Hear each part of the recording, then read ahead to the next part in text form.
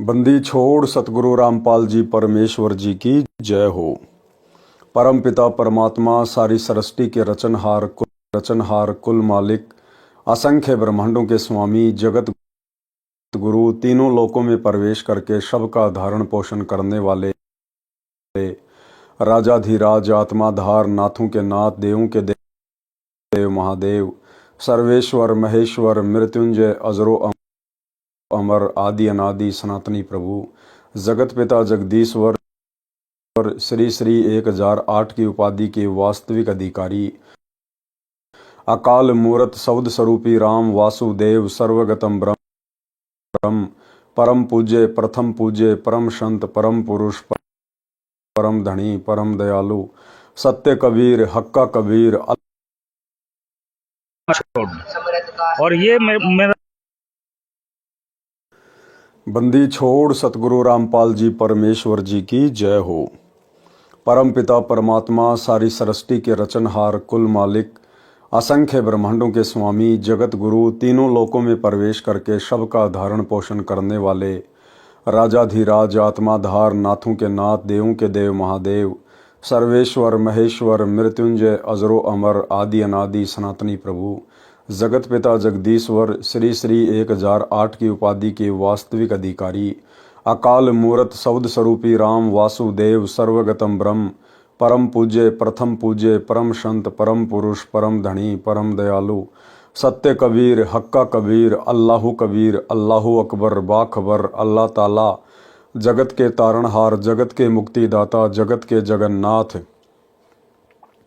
हारे के सहारे हिंदुओं के राम मुसलमानों के अल्लाह सिखों के वाहिगुरु ईसाइयों के मसीह दया के सागर दया निधि करुणा के सागर करुणा निधि स्वयंभू परिभू संकट मोचन कष्ट हरण मंगल करण दुख भंजन अविगत कबीर निर्विकार निर्विषम परमात्मा अलय अलेख सतगुरु आदि अनादि सतगुरु असली मर्यादा पुरुषोत्तम असली राम असली कृष्ण असली घनश्याम असली मुरारी राजाओं के राजा महाराजाओं के महाराजा शहनशाहों के शहनशाह सम्राटों के सम्राट भगवानों के भगवान अल्लाहों के अल्लाह प्रभुओं के प्रभु मसीहाओं के मसीह सच्चे वाहिगुरु बाबाओं के बाबा पीरों के पीर सेठों के सेठ जगत सेठ सावड़सा सेठ सर्वगुण संपन्न अनंत कोटि कलाओं के स्वामी अनंत कोटि ब्रह्मांडों के नायक योगियों में महायोगी ध्यानियों में महाध्यानी सिद्धों में परम सिद्ध ज्ञानियों में तत्व ज्ञानी ब्रह्म ज्ञानी महाज्ञानी परम ज्ञानी सर्वश्रेष्ठ ज्ञानी विज्ञानी युवा कबीर समरथ कबीर असंवाद अमित ओजा सच्चे रहनुमा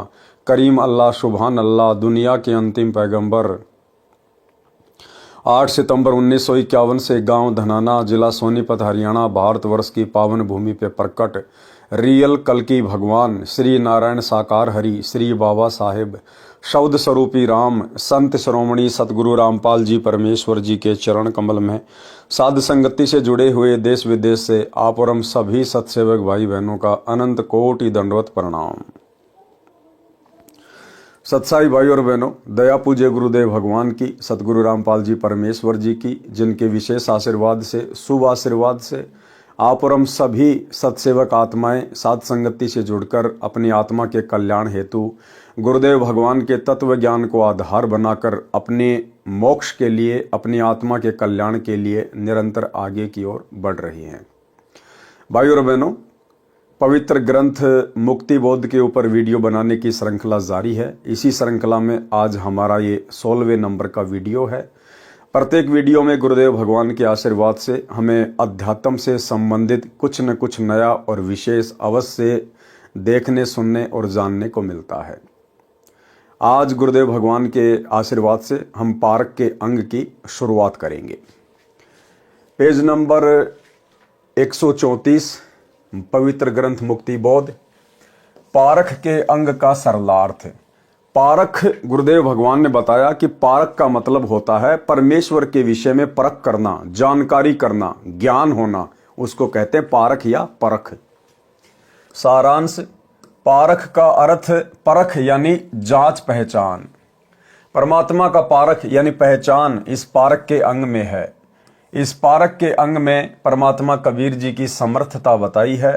परमात्मा की परख उसकी शक्ति समर्थता से होती है। भाई दिखने में तो परमात्मा भी जब पृथ्वी पर प्रकट होते हैं तो एक आम मनुष्य की भांति दिखाई देते हैं, लेकिन परमेश्वर की परख होती है उसकी शक्ति से, उसकी समर्थता से। जैसे परमात्मा कबीर जी के विषय में इस अंग में लिखा है कि कबीर परमात्मा प्रत्येक युग में सह शरीर आते हैं। कबीर परमात्मा, कौन कबीर परमात्मा? सतगुरु रामपाल जी भगवान प्रत्येक युग में सह शरीर आते हैं। ये मां से जन्म नहीं लेते। ना सतगुरु जननी जने जाके माना बाप, पिंड ब्रह्मंड से रहित ना वा तीनों ताप। और हम गुरुदेव भगवान का एक शब्द पढ़ते हैं, गुरु विहीन नहीं भाता रे हरि को गुरु विहीन नहीं भाता।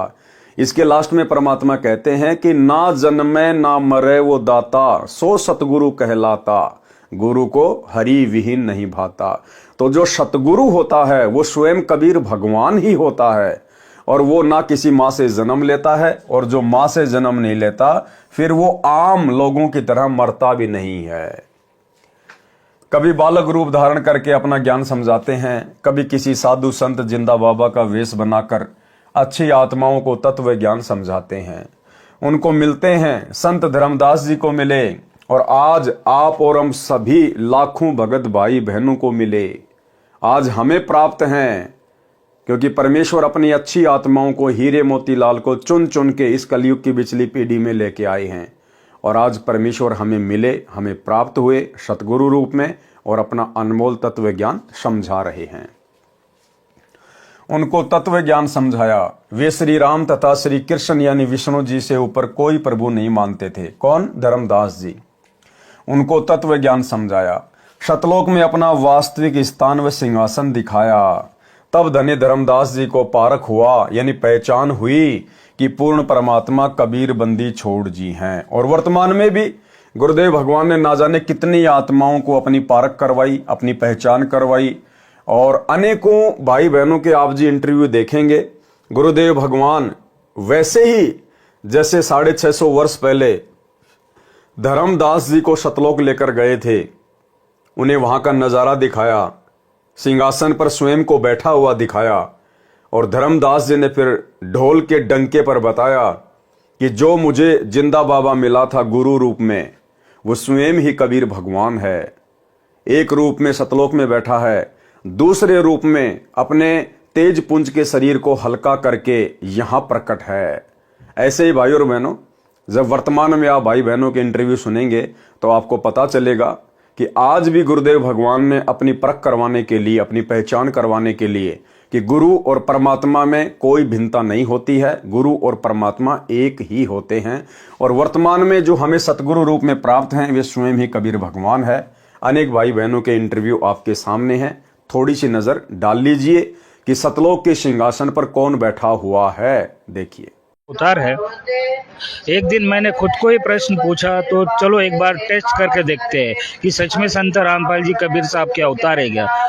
तो सितंबर 20, 2020 में संत रामपाल जी महाराज मेरे सामने प्रकट हुए रात को 3:30 बजे, और मेरा हाथ पकड़ के मुझे बोला, बेटा तू चल मेरे साथ। तो सतलोक लेके गए, और सतलोक में उन्होंने दिखाया कि देख ले, मैं सिंहासन पे बैठा हुआ वो मैं ही हूँ, और जो मैं धरती पर हूँ वो भी मैं ही हूँ। तो तेरी शंका अब दूर हो गई है, तू मुझे पहचान ले बेटा, ये भक्ति मत छोड़ना। और ये मैं साक्षात परमात्मा ने दर्शन दे के मुझे बताया कि मैं खुद ही कबीर आया हूँ। रामपाल जी महाराज जी ने मुझे कबीर साहिब जी के सिंहासन के पास ले गए, और वहां पर बंदीछोड़ गुरु रामपाल जी महाराज जी कबीर साहिब के सिंहासन के साइड में खड़े हो गए, और मैं उनके सामने कबीर साहिब के सामने खड़ी थी।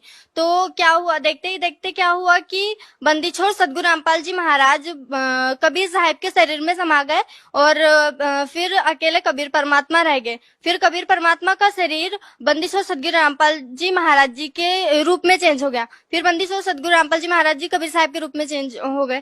फिर तब मुझे वहां पर समझ आया कि जो बंदीछोड़ सतगुरु रामपाल जी महाराज जी हमारे बीच यहाँ धरती पर रह रहे हैं, ये ही खुद कबीर परमात्मा है, और यही भगवान है जिसे मैं बचपन से तलाश रही। सतलोक में अपना वास्तविक स्थान व सिंहासन दिखाया। तब धनी धर्मदास जी को पारख हुआ कि पूर्ण परमात्मा कबीर बंदी छोड़ जी हैं। और आज वर्तमान में हमें पारख हुआ, हमें पहचान हुई कि वर्तमान कलयुग की पिछली पीढ़ी में पूर्ण परमात्मा स्वयं सतगुरु रामपाल जी भगवान ही हैं। सह शरीर प्रकट होने के विषय में संत गरीबदास जी ने यथार्थ वर्णन किया है, जो कबीर सागर से भी मेल करता है कि परमात्मा कबीर जी चारों युगों में सह शरीर भिन्न भिन्न नामों से प्रकट होते हैं और अपनी जानकारी स्वयं ही देते हैं। चारों युगों में परमात्मा कबीर जी सह शरीर प्रकट होते हैं और भिन्न भिन्न उनके नाम होते हैं और स्वयं की जानकारी वो परमात्मा स्वयं ही प्रकट होके देते हैं भिन्न भिन्न नामों से। ये जरूरी नहीं है कि कबीर परमात्मा यदि कबीर दास नाम से आएंगे तो ही वो परमात्मा माने जाएंगे, नहीं। सतयुग में परमात्मा सतसुकृत नाम से आए तो क्या वो कबीर जी नहीं थे। त्रेता में कबीर परमात्मा मुनिंदर ऋषि के नाम से आए तो क्या परमात्मा नहीं थे। द्वापर युग में कबीर परमात्मा करुणा में ऋषि नाम से आए तो क्या परमात्मा नहीं थे। 650 साल पहले अपने वास्तविक कबीर नाम से आए। 350 वर्ष पहले गरीबदास जी के नाम से आए और वर्तमान में वही कबीर परमात्मा सतगुरु रामपाल जी के रूप में धरती पर प्रकट है। ये स्वयं ही परमेश्वर है। सतयुग में सतसुकृत नाम रहता है, त्रेता में मुनिंदर, द्वापर में करुणा में कहलाते हैं, कलयुग में कबीर नाम धराते हैं और अब कलयुग की पिछली पीढ़ी में संत रामपाल दास नाम धराते हैं। संत रामपाल दास। भाई और बहनों, एक शब्द के माध्यम से आप जी को पता चलेगा कि वर्तमान कलयुग की पिछली पीढ़ी में उस कबीर परमेश्वर ने अपना नाम संत रामपाल ही रखवाना था। एक शब्द है, मन मांझा बुढ़ापा आवेगा, मन मांझा बुढ़ापा आवेगा, बिना भजन तेरी होवे दुर्गति, तू पढ़या पढ़या पछतावेगा। इस शब्द के लास्ट में कबीर परमेश्वर जी ने क्या कहा, क्या समझाया, क्योंकि 650 साल पहले यह शब्द कबीर परमात्मा जी ने अपने भक्तों को सुनाया। और क्या कहा फिर परमात्मा ने उस शब्द के लास्ट में, भाई जल्दी ले ले नाम गुरु का, तुझे मनुष्य जन्म मिल जावेगा। जल्दी ले ले नाम गुरु का, तुझे मनुष्य जन्म मिल जावेगा। 650 साल पहले परमात्मा कहा करते थे हम 64 लाख को कि भाई मेरे से फटाफट नाम दीक्षा ले लो और इन मंत्रों का जाप करो ताकि तुम्हें बारंबार मनुष्य जन्म प्राप्त हो और तुम कलयुग की पिछली पीढ़ी तक पहुंच जाओ, मोक्ष के प्राइम टाइम तक। भाई जल्दी ले ले नाम गुरु का, तुझे मनुष्य जन्म मिल जाएगा। क्योंकि 650 साल पहले कबीर परमेश्वर गुरु रूप में आए हुए थे। और फिर क्या कहा, रामपाल तेरा सतगुरु आके, तन फिर भक्ति दर डावेगा, मन मान जा बुढ़ापा आवेगा, मन मान जा बुढ़ापा आवेगा। कि भाई जल्दी ले ले नाम गुरु का, तुझे मनुष्य जन्म मिल जाएगा। और रामपाल तेरा सतगुरु आके, तन फिर भक्ति दर डावेगा। फिर कलयुग की पिछली पीढ़ी में मैं कबीर रामपाल दास नाम से जाऊंगा और फिर वापस तुझे भक्ति पे लगाऊंगा। तो भाई और बहनों, 650 साल पहले ही परमेश्वर ने अपने वर्तमान कलयुग की पिछली पीढ़ी में संत रामपाल नाम से आने की भविष्यवाणी कर रखी है। इसलिए यहां कहा गया है कि परमात्मा प्रत्येक युग में सहशरीर आते हैं और भिन्न भिन्न नामों से आते हैं। चारों युगों में सहशरीर भिन्न भिन्न नामों से प्रकट होकर अपनी जानकारी स्वयं ही देते हैं, क्योंकि ये भगवान अपनी जानकारी स्वयं ही दे सकता है। सतलोक के विषय में अन्य किसी को यहां जानकारी नहीं है। तो इससे स्वयं सिद्ध हो जाता है कि हमारे पूज्य गुरुदेव स्वयं ही कबीर परमेश्वर जी हैं। सतयुग में सतसुकृत नाम रहता है, त्रेता में मुनिंदर, द्वापर में करुणा में कहलाते हैं, कलयुग में कबीर नाम धराते हैं और कलयुग की वर्तमान पिछली पीढ़ी में संत रामपाल नाम रखवाते हैं। कलयुग में सन 1398 विक्रमी संवत 1455 में ज्येष्ठ महीने की पूर्णमासी को सुबह ब्रह्म मुहूर्त, सूर्योदय से लगभग 1.5 घंटा पहले के समय को ब्रह्म मुहूर्त कहते हैं। उसमें नवजात शिशु का रूप धारण करके काशी नगर के बाहर लहर तारा नामक तालाब में कमल के फूल पर सतलोक से आकर विराजमान हुए। इस घटना के प्रत्यक्ष दृष्टा ऋषि अष्टानंद जी थे, जो स्वामी रामानंद जी के शिष्य थे। प्रतिदिन उस लहर तारा सरोवर पर स्नान ध्यान करने जाया करते थे। नीरू नामक जुलाहा भी प्रतिदिन अपनी पत्नी नीमा के साथ उसी लहरतारा तालाब पर स्नान करने जाया करता था। आयु लगभग 60 वर्ष हो चुकी थी। संतान नहीं थी। उनको कबीर परमात्मा कमल के फूल पर मिले, अपने घर ले गए। परमात्मा ने कबीर नाम रखवाया, सुन्नत नहीं करवाया। 5 वर्ष की आयु में महर्षि रामानंद को आध्यात्मिक ज्ञान में हराया, सतलोक दिखाया। स्वामी रामानंद जी श्री विष्णु शतगुण के उपासक थे, कर्मकांड करते थे, मानसिक पूजा शालग्राम श्री विष्णु जी की काल्पनिक मूर्ति की करते थे, एकादशी का व्रत रखते थे, गीता पुराण वेदों का पाठ तथा प्रचार किया करते थे, बाल ब्रह्मचारी थे। आयु 104 वर्ष हो चुकी थी। जब कबीर परमात्मा की लीला में आयु 5 वर्ष की थी, हठ योग करके समाधि लगाते थे, त्रिवेणी से आगे नहीं जा पा रहे थे, तब परमात्मा कबीर जी उनकी आत्मा का ब्रह्मरंध्र खोलकर ब्रह्मलोक में ले गए, फिर शतलोक में अपने निज अमर स्थान पर ले गए। तब रामानंद जी को पारख हुआ, यानी पहचान हुई कि विष्णु तो परमात्मा कबीर जी के सामने कोई मायने नहीं रखते। कबीर जी समर्थ परमेश्वर है। परमात्मा कबीर जी की आंखों देखी महिमा कही, जो इस पारक के अंग में पढ़ने को मिलेगी। सिकंदर लोदी राजा का असाध्य रोग केवल आशीर्वाद से समाप्त किया, और आज वर्तमान में भाई और बहनों, ना जाने कितनी हजारों लाखों आत्माओं का असाध्य रोग, जिनकी आयु वास्तव में शेष नहीं थी, इस कबीर परमेश्वर ने वेदों में लिखे अपने गुणों के आधार से उन आत्माओं की आयु वृद्धि की है। यानी आज सतगुरु रामपाल जी परमेश्वर जी ने लाखों भाई बहनों की आयु बढ़ाई हुई है, जिनके भाग्य में आगे आयु शेष नहीं थी। एक छोटा सा आपको इंटरव्यू सुनाऊंगा। वैसे तो हजारों लाखों इंटरव्यू हैं, गिनती नहीं है। इस परमेश्वर की महिमा चाहे दिन रात करते रहो, अंत नहीं है। लेकिन आप लोगों के विश्वास को दृढ़ करने के लिए पूज्य गुरुदेव जी के मुख कमल से एक बहन के द्वारा लिखा गया लेटर आपको पूज्य गुरुदेव जी के मुख कमल से सुनाते हैं। और सबसे बड़ी बात, अंत में पूज्य गुरुदेव जी उस बहन के शब्दों को अपने मुख कमल से उच्चारित कर रहे हैं। क्या कह रही हो बहन?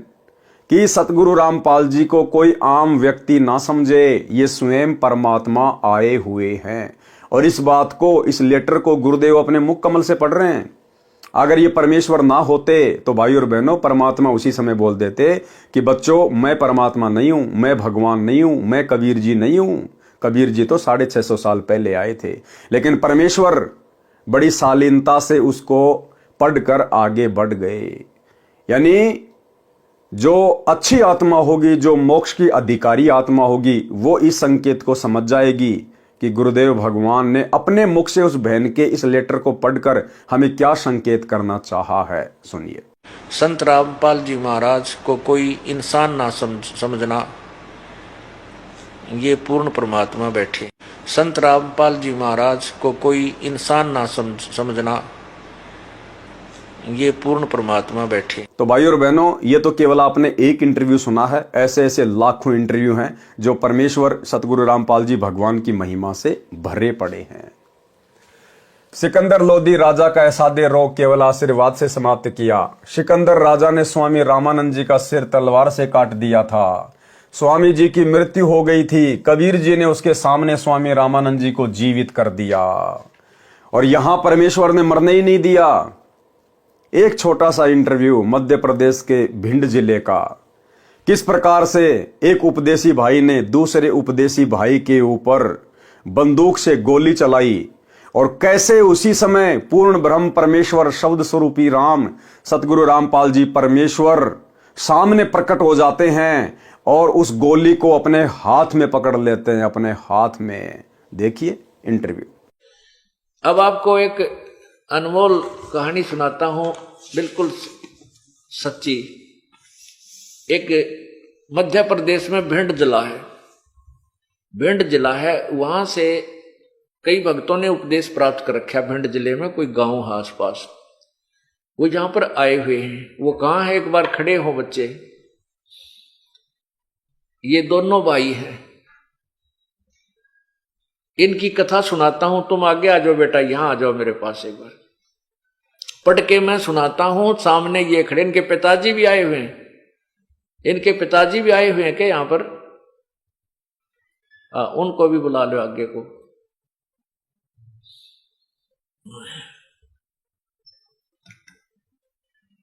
अब इनकी क्या कहानी है मैं पढ़कर सुनाता हूं आपको और इनको आपके रूबरू करता हूं। मैं दास गजेंद्र सिंह, ये अपनी कथा लिखकर दी इन्होंने कि मैं दास गजेंद्र सिंह, मेरा बड़ा भाई नाम शिवभान सिंह उर्फ चट्टान सिंह उर्फ चट्टान सिंह, पुत्र श्री जयपाल सिंह, ग्राम है अशोखर जिला भिंड, मध्य प्रदेश के रहने वाले हैं। दोनों भाई खेती बाड़ी का कार्य करते हैं। हम दोनों भाइयों में काफी दिनों से जमीन के बंटवारे को लेकर विवाद था। उसी के चलते दिनांक 12/6/2008 को समय सुबह 6 बजे बड़ा भाई बंदूक लेकर आ गया। जब मैं पशुओं को चारा डाल रहे थे, आकर कहा कि सावधान हो जा, और मुझ पर 10 फीट की दूरी से अपने हाथ में ली हुई 12 बोर की बंदूक से मुझ पर 2 फायर कर दिए, जिससे मेरे शरीर पर धुआं ही धुआं छा गया। मुझे गोली नहीं लगी और मेरा बड़ा भाई बंदूक लेकर भाग गया। और दूर जाकर मेरे बड़े भाई ने भगत राघवेंद्र सिंह को जाकर फोन करके बतलाया। ये राघवेंद्र सिंह आया है, उसको बुलाना। फोन करके जाकर बताया कि जब मैंने गोली चलाई तो मुझे सामने सतगुरु रामपाल जी महाराज ने अपने हाथों में, जब मैंने गोली चलाई तो सामने सतगुरु रामपाल जी महाराज ने अपने हाथों में स्वयं गोली लेते हुए, मुझे अपने हाथों में सतगुरु रामपाल जी दोनों गोली लेते हुए दिखाई दिए, जिससे मैं डरकर भाग आया हूं। अब देखो पुण्यात्माओं, ये सामने पूरा परिवार खड़ा है, कोई नहीं सोचा आगे पाछे गपोड़ पेल दे होंगे, ये आपके समक्ष खड़े हैं। इस बड़े भाई ने अंदर आ जाओ तुम, ये तीनों, ये आ जाओ। अब ये 1 नंबर पर जो खड़े हैं ये इनके पिताजी हैं। आप ये शुभ नाम आपका? जयपाल सिंह। और दूसरे नंबर पर ये जिसने गोली मारी थी, क्या नाम आपका? शिवभान सिंह। और तीसरे नंबर पर ये लड़का जिसका गोली मारी थी, जिसके ऊपर अटैक किया था इस बड़े भाई ने, क्या नाम आपका? गजेंद्र सिंह। और जिसको इसने जाकर के बताई थी ये चौथे नंबर पर, क्या नाम आपका? राघवेंद्र सिंह। अब आपके समक्ष खड़े हैं, इनका पूरा फोटो लीजिए। पुण्यात्माओं, हम बहुत पहले सुना करते थे परमात्मा ऐसी लीला कर देता है। इनने सबने उपदेश ले रखा, भाई ने भी, पिता ने भी, पूरे परिवार ने भी, माता जी ने भी, और इस भाई राघवेंद्र सिंह। वहां काफी शिष्य हैं परमात्मा के। अगर ये भगवान की शरण में ना होते, अब ये शिवभान सिंह तो जेल में पड़ा होता, 20 साल की उम्र कैद होती, और ये गजेंद्र सिंह की मृत्यु हो जाती, पूरे परिवार उजड़ गया था, और ये माया यहीं रह जाती और घर का नाश हो जाता है। परमात्मा अपने बच्चों की ऐसे रक्षा करता है। अब इसने क्या बताया है, हाँ भी आप बताइएगा। आपको फोन किया, हाँ इसकी तरफ कर, हाँ जब गजेंद्र को तो परमात्मा ने बचा लिया, स्वयं आपके रूप में परमात्मा आए थे, जो कि अपने हाथ में गोली उन्होंने हाथ से ले ली थी, जो गोली उन्होंने फायर किया था। बोलो सतगुरुदेव की। और ये तुरंत ही भाग लिए, गोली लेकर, ये बंदूक लेकर भाग गया। हाँ, और तुरंत ही उसी समय हाँ, ये दोनों लोग हाँ, आपकी शरण में आए। 13 तारीख को आपके पास आ गए थे। ये 12 तारीख की बात है। अब आप बताओगे कुछ? हाँ बताओ, आपने क्या देखा? आपने देखा वहां हाँ, हम तो वहाँ खड़े थे। हाँ देखिए, पास में ही खड़े थे। हाँ हाँ, तो सुबह ये आया लड़का बड़ा वाला, अच्छा, तो उसने जो है आके इन्होंने कहा होगा कि मेरी जमीन तुमने जो ली है छोटे वाले ने, तो इसने ये लेके बंदूक और सुबह आके इन्होंने फायर शुरू कर दी। मम्मी ने इनको पकड़ा, बस वो क्या पकड़ लेती, उनको नहीं डांट पाया इन्होंने फायर कर दिए। और फायर करके ये भागे आया। दो फायर करे। उसमें कैसा लगा? उसमें वो एकदम पूरे में शरीर में धुआं सा निकला। हाँ, धुआं सा निकला और गोली का पता नहीं कहाँ, जयबंदी छोड़ की गोली का पता नहीं। और भाई गजेंद्र सिंह, आप आइए, आपको कैसा महसूस हुआ जब उसने गोली चलाई? हमें कुछ भी पता नहीं चला, मालिक ने एकदम सावधान कर दिया था जैसे, हमें कुछ भी नहीं मालूम कि मेरे साथ क्या हो रहा है।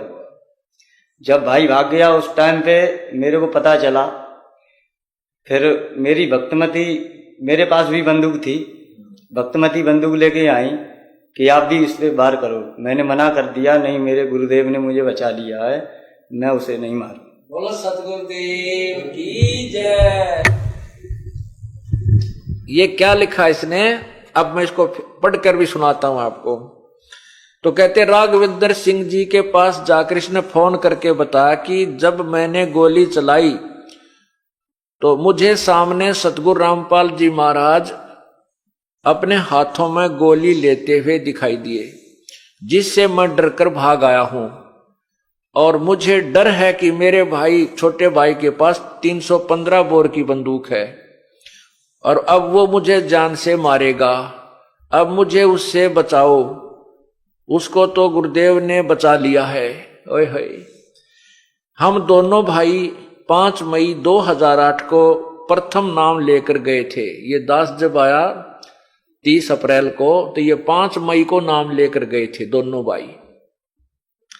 और देख, काल ने 1 महीने के बाद ही के जुल्म करना था, ये होना था इनके घर में, ये इनके ला बीतनी थी, इनका नाश होना था।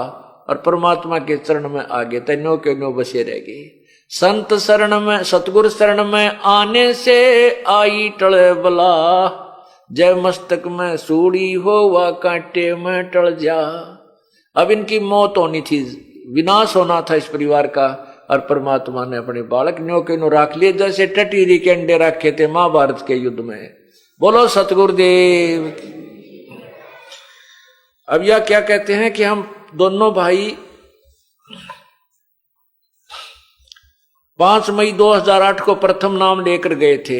इस पर मैंने गजेंद्र दास ने कहा कि जब गुरुदेव ने मुझे बचा लिया है तो मैं उसको नहीं मारूंगा। इस घटना के बाद हम दोनों भाई गुरुदेव के पास आश्रम में बरवाड़ा पहुंचे और आप बीती बताई। गुरुदेव का बहुत बहुत धन्यवाद किया कि आपने बहुत बड़ी दुर्घटना से हमें बचा लिया।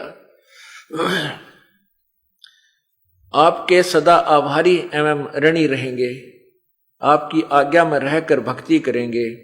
मैं आसपास कभी, हम आपस में कभी झगड़ा नहीं करेंगे। बोलो सतगुरुदेव की।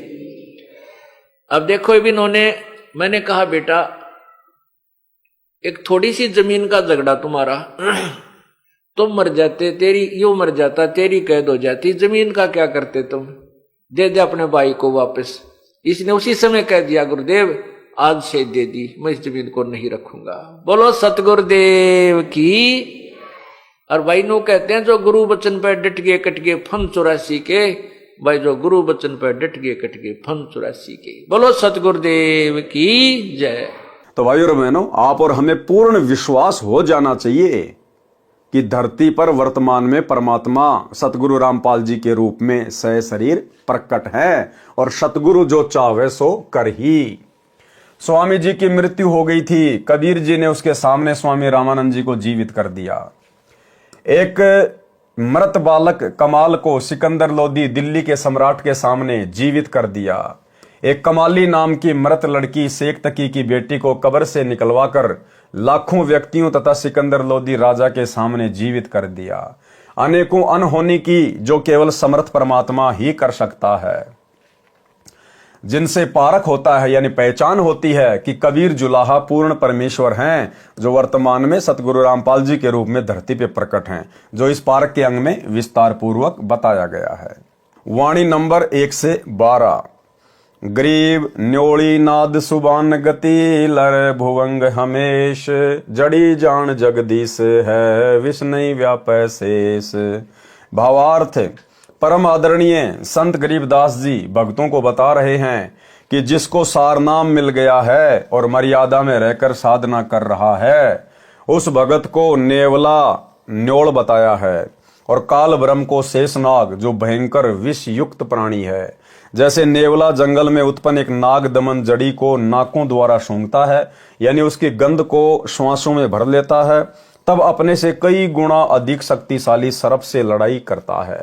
सर्प के मुख के निकट जाकर उस जड़ी की गंध यानी स्मेल को श्वासों द्वारा छोड़ देता है। उस जड़ी के प्रभाव से सर्प को चक्कर आने लगते हैं। नेवला पुनः शीघ्रता से उस जड़ी को सूंघ कर आता है। उस समय तक सर्प भागने की कोशिश करता है। सर्प का दिल घबराने लगता है। नेवला सर्प के ऊपर मुंडी पर बैठकर उसकी नाक के पास जड़ी की गंध छोड़ता है। सर्प विवश होकर शांत हो जाता है।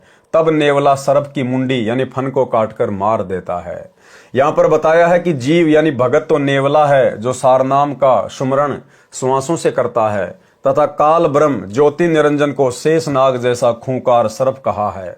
सारनाम प्राप्त भगत रूपी नेवला काल ब्रह्म रूपी अजगर को सारनाम के सुमरण रूपी गंध छोड़कर पराजित करके सतलोक चला जाता है। कबीर परमेश्वर जी ने भी यही कहा है।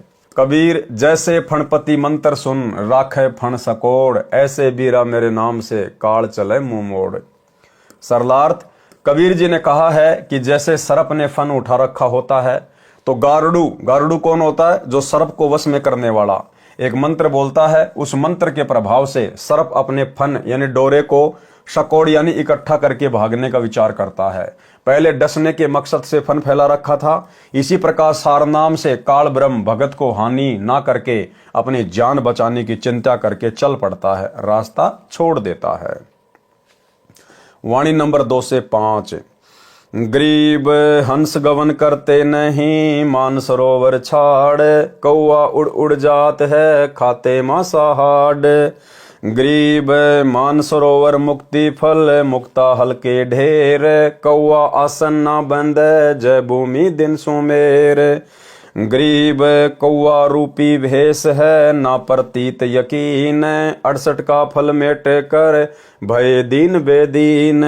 गरीब हंस दशा तो साध है, सरोवर है सत्संग, मुक्ता हलबानी चुगे चढ़त नवेला रंग। भावार्थ, उपरोक्त वाणियों में संत गरीबदास जी ने समझाया है कि जिस सरोवर में मोती होते हैं, उस सरोवर पर हंस पक्षी ही रहते हैं, यानी हंस ही स्थायी निवास करते हैं, क्योंकि उनका आहार मोती ही होता है। हंस मछली या अन्य जीव जंतुओं का मांस नहीं खाता। कौवा पक्षी उस सरोवर पर नहीं टिकता। जिस प्रकार भाई और बहनों साध संगतियां परमेश्वर ने 2014 बरवाला कांड के बाद शुरू करवाई।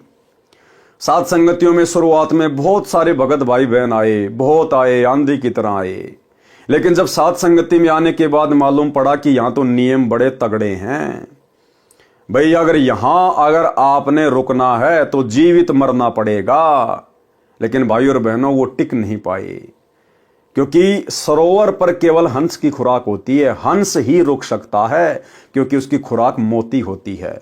कौवा गलती से आ जाएगा, लेकिन ज्यादा देर टिक नहीं पाएगा, क्योंकि उसकी खुराक सरोवर पर नहीं होती। उसको तो बकवादों से मतलब होता है, इसलिए वो बकवाद करने के लिए फिर सरोवर को छोड़कर यानी साध संगत को छोड़कर, सत्संग को छोड़कर कहीं दूसरी जगह चला जाता है। तो साध संगति में वो आत्मा टिक नहीं पाई। वह कुछ देर आता है, वहां मांस नहीं मिलता, फिर मांस खाने के लिए कहीं और उड़ जाता है, यानी बकवाद करने के लिए, राजनीति करने के लिए, टाइम पास करने के लिए, स्टेडियम बनाने के लिए, हॉस्पिटल बनाने के लिए, राजनीति करने के लिए, गुंडों की सीबीआई जांच के लिए, आरक्षणों के लिए, दुनिया भर की बकवाद के लिए। भाई साध संगति में इन चीजों के लिए कोई जगह नहीं है। सत्संग को सरोवर कहा है और साध संगत हंस कहे हैं। साध संगत यानी हंस, परमेश्वर की अच्छी आत्मा, जिनको केवल भक्ति और भगवान से ही मतलब है, दुनियादारी से मतलब नहीं होता। तथा विकारी व्यक्ति कोए रूपी बताए हैं। भगत तो सत्संग प्रवचन रूपी मोती खाते हैं जो उनका आहार है, तथा शराबी कबाबी कोए रूपी हैं जो सत्संग में अधिक देर नहीं टिकते, परंतु भगत सत्संग छोड़कर अन्य स्थान पर नहीं जाते। जैसे सिनेमा देखना, नाचना, शराब का ठेका आदि स्थानों पर भगत नहीं जाते। तथा अन्य उपासना जो शास्त्र विरुद्ध है वह करने किसी देवी धाम, तीर्थ आदि पर नहीं जाते। जबकि हमारे बड़े भाई सतलोक आश्रम मैनेजमेंट हरियाणा वाले गुरुदेव के कलयुगी बेटा बेटी, भाई बंधु रिश्तेदार, ये तो अयोध्या में जाके भंडारा लगाते हैं श्री रामचंद्र जी के भक्तों के लिए। ये तो नेपाल में जाके भंडारा लगाते हैं राम सीता विवाह महोत्सव में। ये तो गौशालाओं में जाके भंडारा लगाते हैं जहां पर यज्ञ हवन होते हैं महर्षि दयानंद वाले। तो ये हैं वो कव्वे। वह करने किसी देवी धाम, तीर्थ आदि पर नहीं जाते। जो शास्त्र विरुद्ध साधना करने वाले पंथ हैं, उनके अनुयायी हमारे ज्ञान पर विश्वास न करके 68 तीर्थों पर भटकते रहते हैं। उनको ये ज्ञान नहीं है कि जिन महापुरुषों ने जिस स्थान पर साधना की है उनके नाम से वे स्थान प्रसिद्ध हैं। आप भी वैसी साधना करो, उन तीर्थ स्थानों पर जाकर उन 68 तीर्थों का गुण यानी लाभ प्राप्त नहीं कर सकते। उनका लाभ तो उसी प्रकार डटकर साधना करने से मिलेगा जिसको तीर्थ भ्रमण करने वाले मिटा रहे हैं यानी खो रहे हैं। वाणी नंबर 7, 9, 12। गरीब दरस परस नहीं अंतरा, रूमी वस्त्र बीच, पारस लोहा एक डिग पलटे नहीं अभीच। गरीब चार मुक्ति बैकुंठ बट, सप्तपुरी सैलान, आगे धाम कबीर का हंस न पावे जान। गरीब पल से ती पल ना मिले, बोल लगे नहीं बोही, बिच तकिया महबूब का परमेश्वर की सोही। भावार्थ, पुराने समय में रोम देश का बना बहुत पतला वस्त्र आता था जिसे सेठ लोग पहनते थे।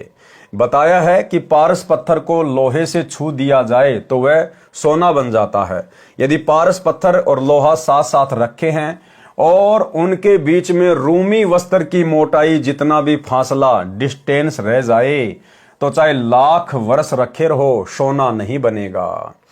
इसी प्रकार संत के पास कपट रखने वाला व्यक्ति भगत बना दिखाई देता है, परंतु उस पर संत के पारस रूपी सत्संग वचनों का प्रभाव नहीं पड़ता। इसी प्रकार भाइयों और बहनों, वैसे तो गुरुदेव भगवान ने अपने सत्संगों में अनेकों बार जिक्र किया है, लेकिन आपको लेटेस्ट वाला सत्संग सुनाएंगे जो हिसार जेल से आ रहा विशेष संदेश। गुरुदेव भगवान ने स्पष्ट कर दिया है कि तुम जिन सारनाम प्राप्त भक्तों के ऊपर अंधविश्वास करके चल रहे हो ना, धोखा खा जाओगे, धोखा। तो गुरुदेव ने स्पष्ट कर दिया कि बहुत सारे भगत आपको ऐसे दिखाई देंगे जो हमारे साथ भी रहते हैं, सारनाम भी ले रखा है, लेकिन अंत में जब उनके कर्मों का पता चलता है तो हम भी सिर में हाथ मारते हैं। सुनिए गुरुदेव का छोटा सा सत्संग। फिर वो बताते हैं, गरीब कोट वर्ष करे साधों की, पत्थर का जल में क्या भीजे। चंदन बन में रंग लागे, एक बांस बिठन भी ना सीधे। परमात्मा गरीबदास जी कितना प्यारी व्याख्या करते हैं कि कोटि वर्ष करे संगत संतों की, सतगुरु की, पत्थर का जल में के भीजे। पत्थर को पानी में डाल दो कितने में, और 100 वर्ष के बाद निकाल लो, उसका कभी असर नहीं। उसको एक दूसरे के साथ बिठा दो, जब आगे निकलेंगी चिंगारी पाटेगी, जबकि पानी से तो सब नरम हो जाते हैं। इसी प्रकार बताया है कि जो निकम्मी आत्मा है, पत्थर हो चुके हैं काल के बकवाद कर करके, वो सत्संग में कितने दिन रहो, उनका कभी असर नहीं हो, उन बकवाद करनी ही करनी। अब जैसे कई भक्त हैं, दिखे ऐसे हैं जैसे बहुत बड़े भगत है, बहुत निकट रहते हैं हमारे, और अंत में उनके कर्म इसे गद्दे पावे, हम सोच भी नहीं सकते। तो ये गलतियां हैं, इनको सुधारना पड़ेगा अपने। भाई और बात तेरे काम न आवे,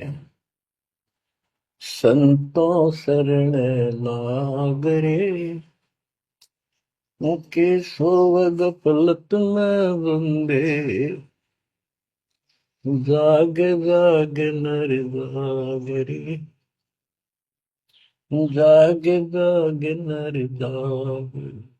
तो भाई और बहनों, आपको समझ में आ जाना चाहिए, खाली सार नाम लेने से, सार शब्द लेने से या 24 घंटे गुरुदेव भगवान के साथ में रहने से कोई भगत नहीं बनता, किसी में भक्ति प्रवेश नहीं करती है। परमात्मा कहते हैं बिन गुरु मिले मोहे न पाए। गुरु से मिलने का मतलब क्या होता है? अब हमें तो ऐसा लगता है कि वो भगत तो 24 घंटे गुरु जी के साथ में रहता है, गुरु जी से मिला हुआ है। नहीं, गुरुजी से मिलने का मतलब है गुरुजी की शिक्षाओं पे अमल करना। गुरुजी से मिलने का मतलब है गुरुजी के दिल में सच्ची भक्ति करके मर्यादा निभा के जगह बनाना। वो आत्मा गुरु से मिली हुई होती है। बाकी 24 घंटे साथ रहने वाला, दिन में 50 बार दंडवत करने वाला और शिक्षा गुरुजी की मानता नहीं है, मन में दोष है, छल है, कपट है, तो भाई वो चाहे कितना ही गुरुजी के चरणों में वो पड़ा रहे, वो गुरुजी से मिला हुआ नहीं है।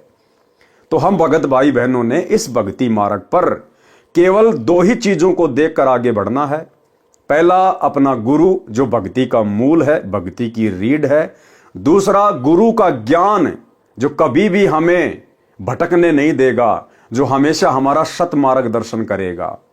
तीसरा, यदि आप किसी भगत की बातों को फॉलो करते हैं तो उन बातों को फॉलो करने से पहले आप उस भगत की बातों को अपने गुरुदेव के ज्ञान से मेल कर लेना। अगर उसकी बातें, उसके विचार आपके गुरुदेव के अनुसार हैं, गुरुदेव के सत्संगों के अनुसार हैं, तो आप जी उस भगत को फॉलो कर सकते हैं, उसकी बातों का अनुसरण कर सकते हैं। अन्यथा ये धोखा यहां पर मत खाना।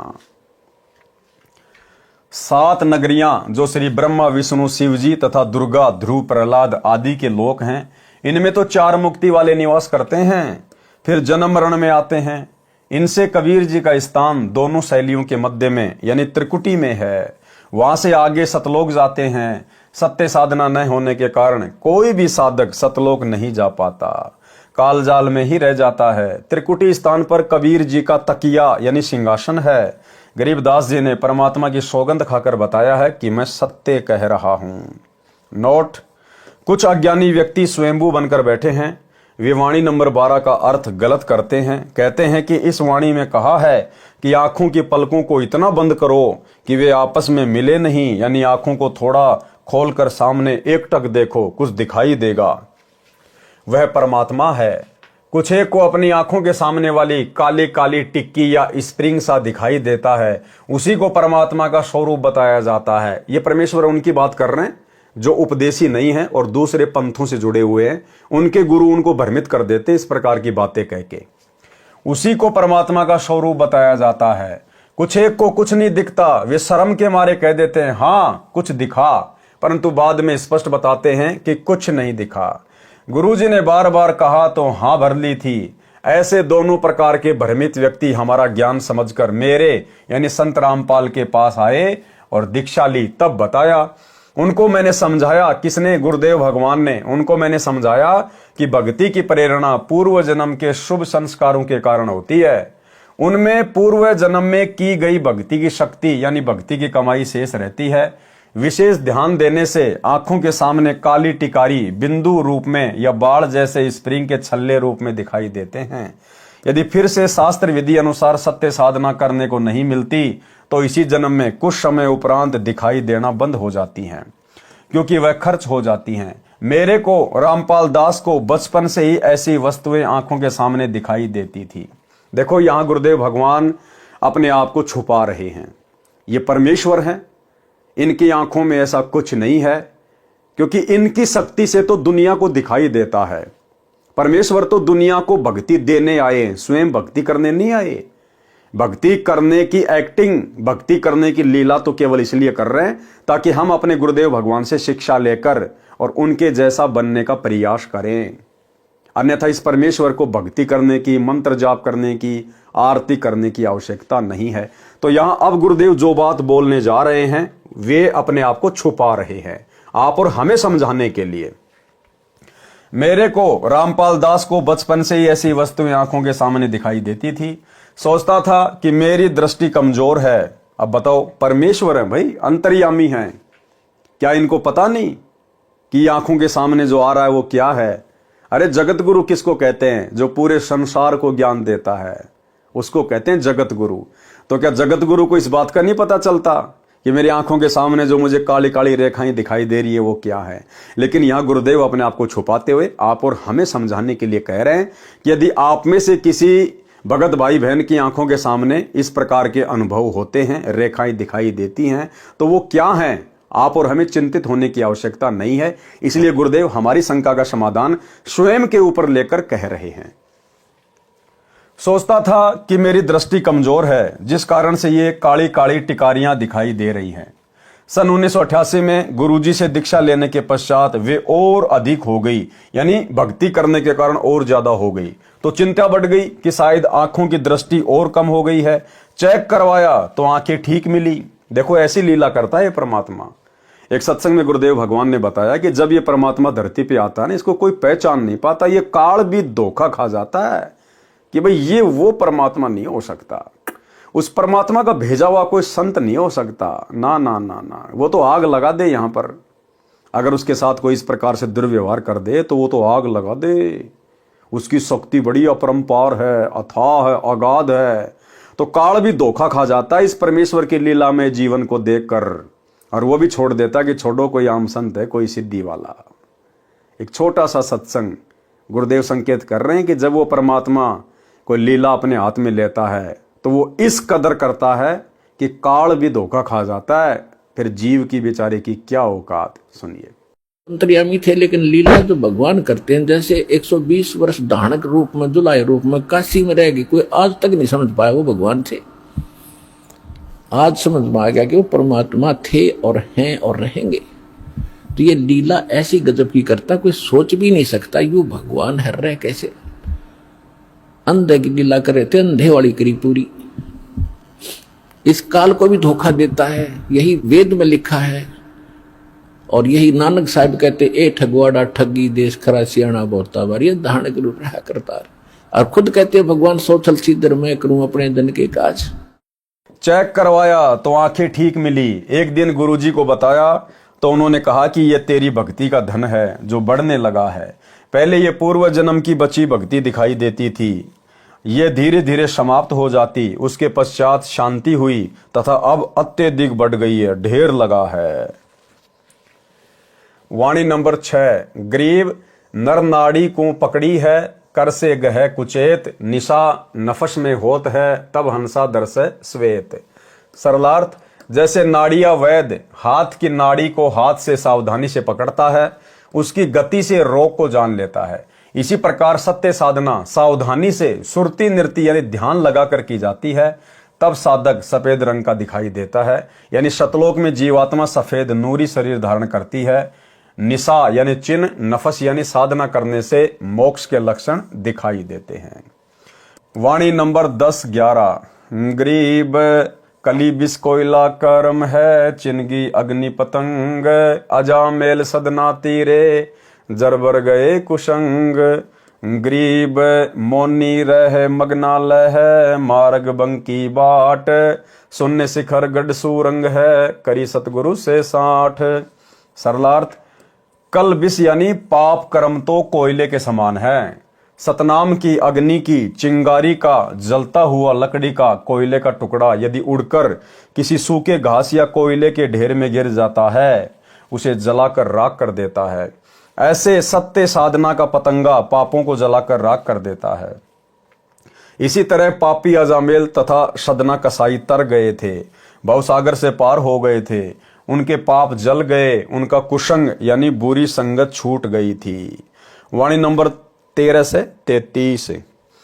गरीब बोहों ऊपर भंवर हैं, भोरो ऊपर हंस, एक जाति जिहान की वही कन्हैया कंस। गरीब तुम्बा जल में बह चल्या, बाहर भीतर नीर, पानी से पाला भया, एक सिंध है नीर। गरीब तंतुम्बा शून्य सिंध है, बाहर भीतर शून्य, ज्ञान ध्यान की गम करे, लगे धुनी में धुन। ग्रीब श्रवण चिस्मे नाक मुख तालु परी त्रिवेणी सुरती सैंस मुख गंग है मध्य महोदय एन। ग्रीब श्रवण चिस्मे नाक मुख तालु नहीं तालाब मन मोददी है नहीं अलख अलय दरियाव। ग्रीब जैसे तार तंबूर का घोर करे घर माही ऐसे घट में नाद हैं बोलत पावे नाही। ग्रीब पिंड पड़े पक्षी उड़या मन सुआ सती भाए तंतिर गुण तीनों तजे कहो कहाँ रहे समाए। ग्रीब कुंडली में कुलफ है तहाँ वहाँ मन का बास पिंड परे पावे नहीं जो फूलन में बांस। ग्रीब नाभि नाद गुंजार है हृदय कमल में बास कंठ कमल वाणी कह त्रिकुटी कमल प्रकाश। ग्रीब रिंचक नाव निनाव हैं सुरती नृति के मध्य हद्दी भूले हद्दी में बेहद्दी बेहद्दी। ग्रीब सुरती सुई नाका निरख तिल में तालिब तीर 64 सिंध बह जहां पट्टन घाट हमीर। ग्रीब नैनों में जल कित बैस आत्म ताल समोए बिन बादल बरसै सदा दिल दरिया को धोए। ग्रीब हृदय हरि दरियाव है नयन घटा बरसंत कारे धोरे बदरा कोई साधु निरसंत। ग्रीब लोर लहर उठे सदा कारी घटा सुपेद ब्रह्मा अक्षर क्या लिखे भीगे चारों वेद। गरीब कर कमल कागज नहीं नहीं स्याही नहीं दवात बांझ पालना भूली बुद्धि पंडित खाली हाथ। गरीब काया काशी मन मगर दोहू के मध्य कबीर काशी तज मगर गया पाया नहीं शरीर। गरीब काया काशी मन मगर अरस कुरस बीच मुकाम जहाँ जुलैदी घर किया आदि अंत विश्राम।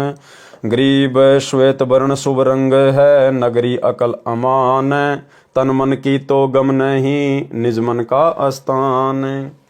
गरीब निज मन ऊपर परम पद राग रूप रघुवीर दूजे की तो गम नहीं तहाँ वहाँ महल कबीर। गरीब निज मन सेती मन मुआ मन सेती तन दे है देही में कुछ ना हुआ नाहक लाई खे। गरीब शुभ रंग से सब रंग हैं जेते रंग जिहान काया माया कल्प सब सिरजी चारों खानी। सरलार्थ शरीर में आंखों के ऊपर बोहों शैली के ऊपर भंवर एक बहते जल के चक्र समान मार्ग है। उससे आगे हंस यानी जीवात्मा पहुंचकर एक समान हो जाती है। सत्य साधक ब्रह्मा विष्णु तथा शिव के समान शक्तिमान हो जाते हैं। इसलिए कहा है कि परमात्मा की भक्ति से एक जाति यानी भगत हो जाते हैं। जो पाप करते हैं वे कंस की श्रेणी में हो जाते हैं, जो अच्छे कर्म करते हैं वे श्री कृष्ण जी की तरह आदरणीय हो जाते हैं। सब जीव परमात्मा की शक्ति के अंदर ऐसे ओतप्रोत हैं जैसे सूखे तुम्बे को सुराख करके जल में डाल दिया जाता है तो उसके अंदर भी जल तथा बाहर भी जल तथा उसको गति जल से मिलती है। इसी प्रकार जीव परमात्मा की शक्ति से भ्रमण करता है, अच्छे बुरे जन्मों को कर्मों के अनुसार प्राप्त करता है। श्रीमद् भगवद गीता अध्याय 18 श्लोक 61 में कहा है कि ईश्वर है सर्वभूतानाम हृदय से अर्जुन तिष्ठति ब्राह्मेम सर्वभूतानि यंत्राणि माया। अर्थात हे अर्जुन शरीर रूप यंत्र में आरूढ़ हुए संपूर्ण प्राणियों को अंतर्यामी परमेश्वर अपनी माया से उनके कर्मों के अनुसार भ्रमण करता हुआ सब प्राणियों के हृदय में स्थित है यानी विराजमान है। गीता अध्याय 18 श्लोक 62 में कहा है कि तम एव शरणम गच्छ सर्व भावेन भारत तत्प्रसादात प्राम शांतिम स्थानम प्रापेशी शाश्वतम। अर्थात गीता ज्ञान देने वाला प्रभु कह रहा है कि हे भारत तू सब प्रकार से उस परमेश्वर की ही शरण में जा। उस परमात्मा की कृपा प्रसाद से ही तू परम शांति को तथा शाश्वत सनातन यानी अमर स्थान धाम यानी सतलोक को प्राप्त होगा।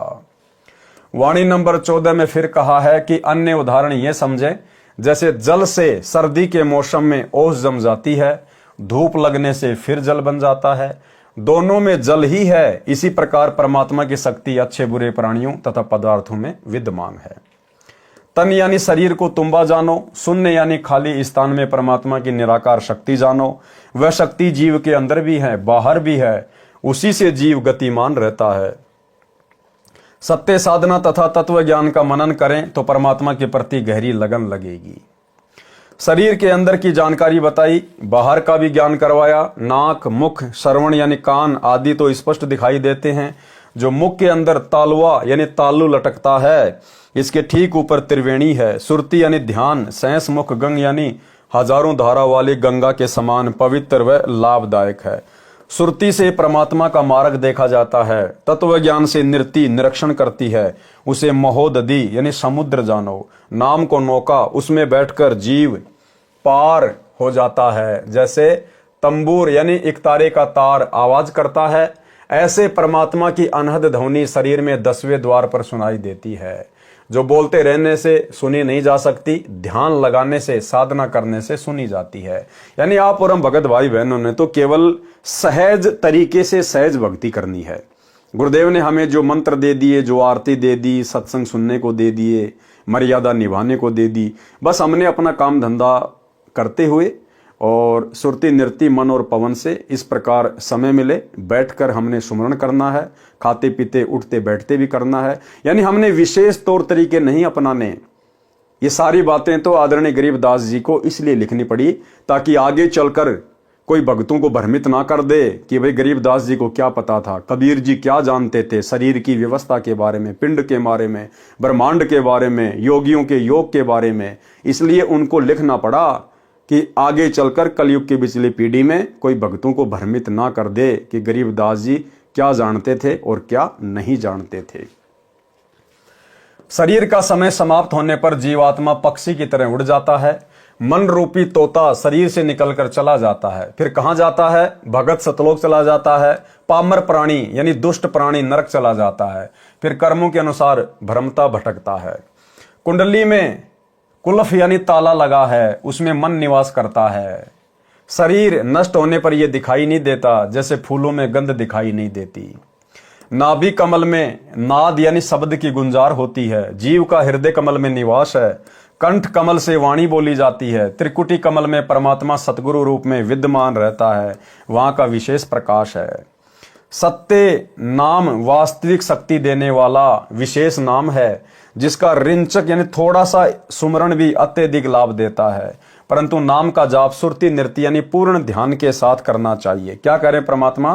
परंतु नाम का जाप सुरती नृत्य यानी पूर्ण ध्यान के साथ करना चाहिए।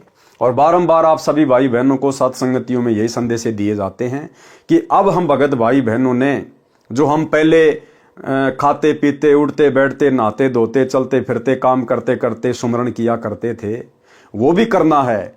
लेकिन अब हमने परमेश्वर के आशीर्वाद से जब हमें ये गूढ़ जानकारियां प्राप्त हो रही हैं, अब हमने सुरती नृत्य मन और पवन के साथ में यानी ध्यान लगाकर कुछ समय एकांत में बैठकर दुनिया के शोर शराबे से दूर, दुनिया के झंझट से दूर कुछ समय हमने परमेश्वर के नाम के ऊपर ध्यान लगाना चाहिए।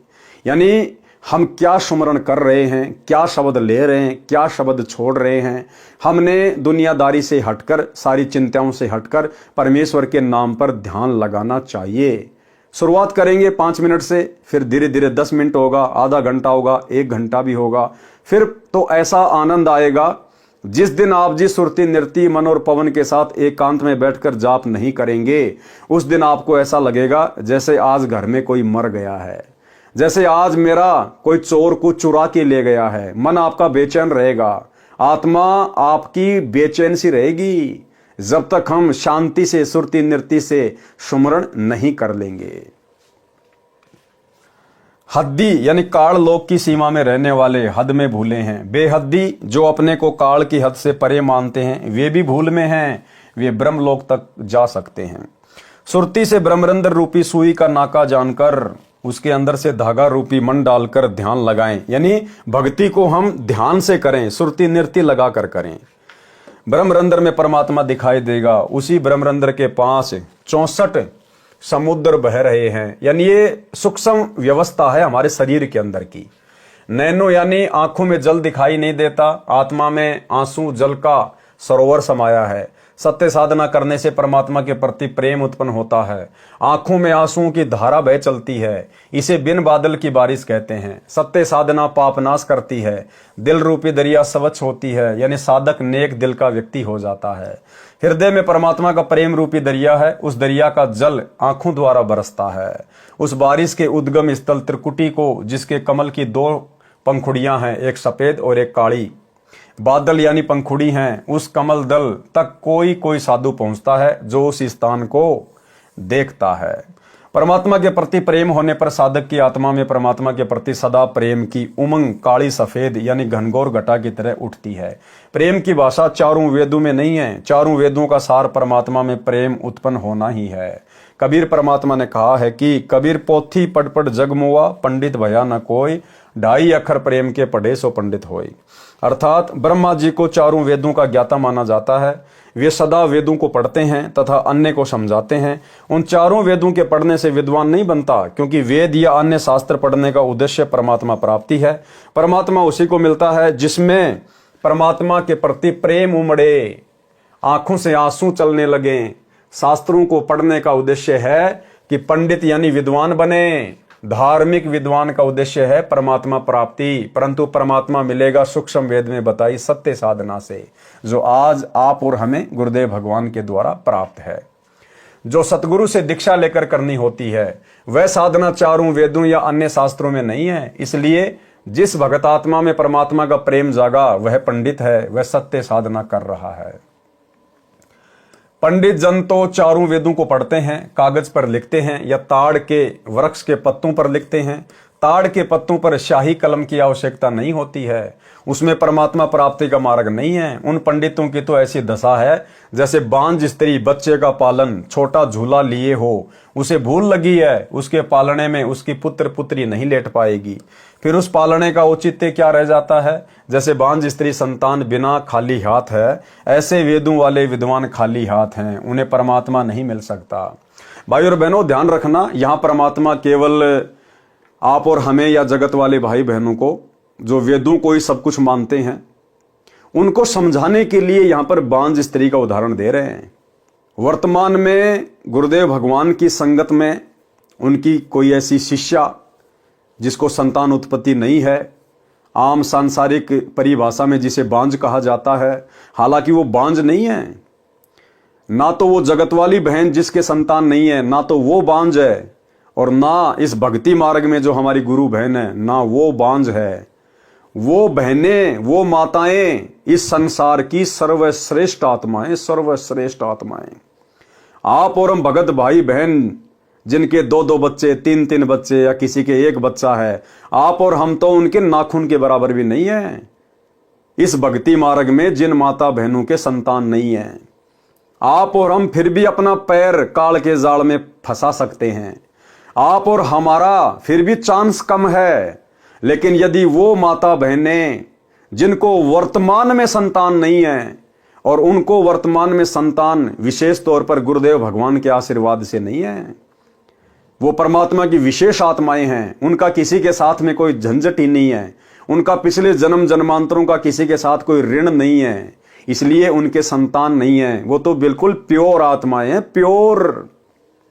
अगर वे आत्माएं दृढ़ विश्वास करके अपने गुरुदेव भगवान के प्रति अगर भक्ति पर लगी रहें, उनका तो बेड़ा 101% पार है इसी जन्म में। तो आप और हमसे भी ज्यादा उत्तम और श्रेष्ठ आत्माएं हैं जिनकी वर्तमान में कोई संतान नहीं है, वो चाहे जगत वाली माता बहन हो या चाहे भक्ति मार्ग में हो, वो तो बहुत ही श्रेष्ठ और परमात्मा की विशेष प्यारी आत्माएं हैं। परमेश्वर कबीर जी भारत देश के काशी बनारस शहर में 120 वर्ष लीला करके मगर नगर में पैदल चलकर मरने गए थे। मरने का मतलब है परमात्मा वहां से अपने सतलोक को प्रस्थान करने के लिए गए थे। ये सांसारिक भाषा के हिसाब से लिखा है गुरुदेव भगवान ने।